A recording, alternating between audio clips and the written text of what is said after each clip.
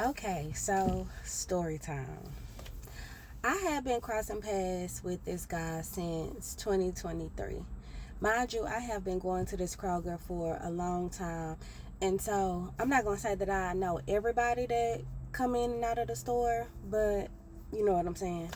And so, like, every time I was in Kroger, he was in Kroger. And I'm talking about, and I'm going different times of the day, and I would see him. So after about that third time, I was like, Lord, is this him? Like, because I keep running into the same guy.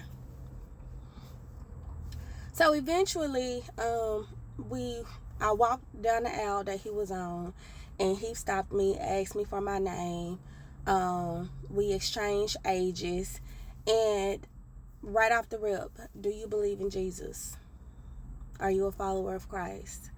And he kind of walked around the answer, and then he was like, he grew up both. He grew up, practicing like Muslim or Islam, and he also practiced Christianity. On his dad's side, it was Muslim. On his mother's side, it was Christian.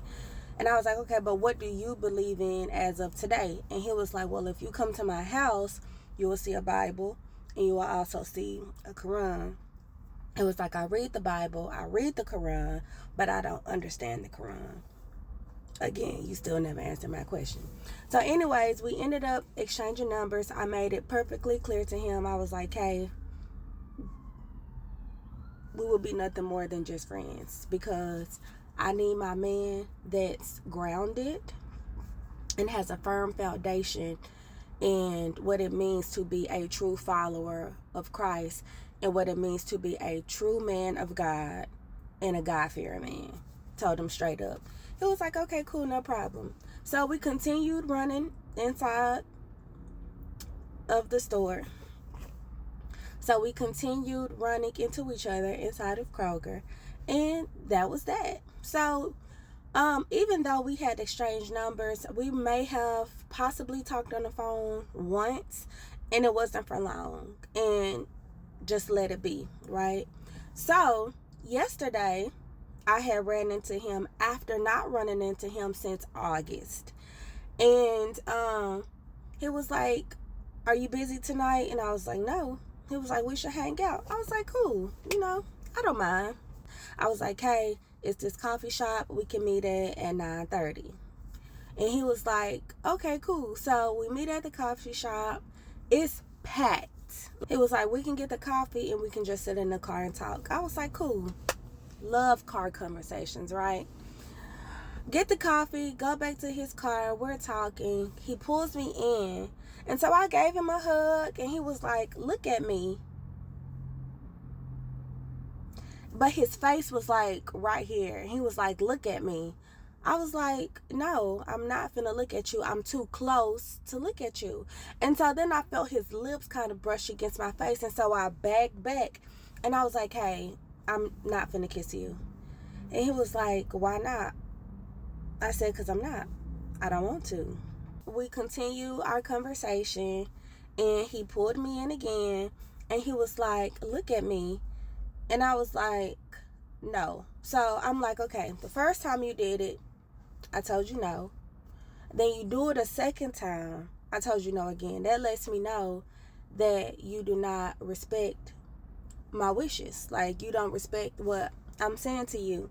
He was like, I'm not here to play games. If I wanted to kiss you, I would ask you for a kiss.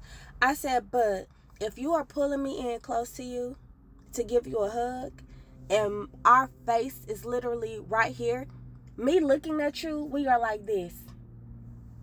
What is the point of us being like this? What's the point of that? And so it was like, I just don't understand, like, why you don't want to kiss. I said, because first and foremost, I said, for one, I'm abstinence. I have been practicing abstinence since 2021, and I would prefer to have sex and kiss my husband. Period, point blank. He was like, what? I said, yeah. I do not plan on having sex or kissing until I am married. Period. I said, those are my boundaries. He was like, I just don't understand. I said, well, you said that you a believer, right?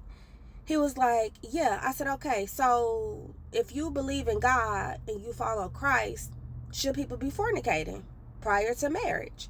And he started talking around the question. I said, no, answer yes or no. Answer yes or no. And he was like, no. I said, my point exactly. I said, so I am choosing to abstain from kissing and having sex until I am married.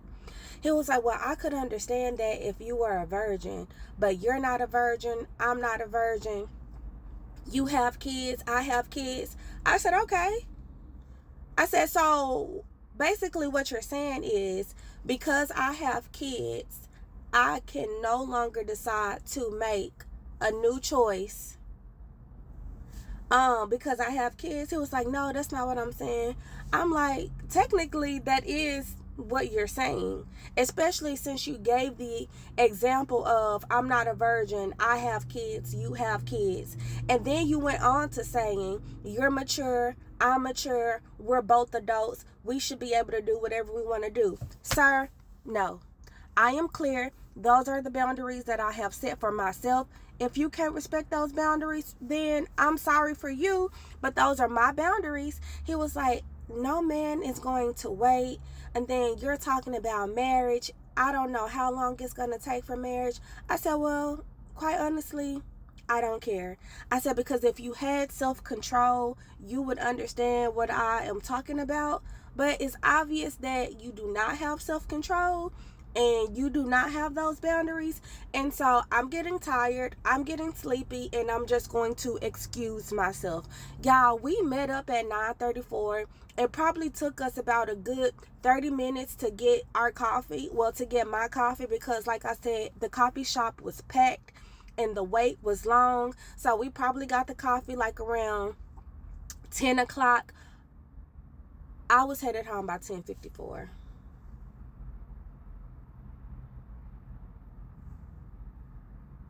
I don't know where the audacity of men came in to tell a woman, a God-fearing woman, a woman of God, what she can and can't do with her body because of her past.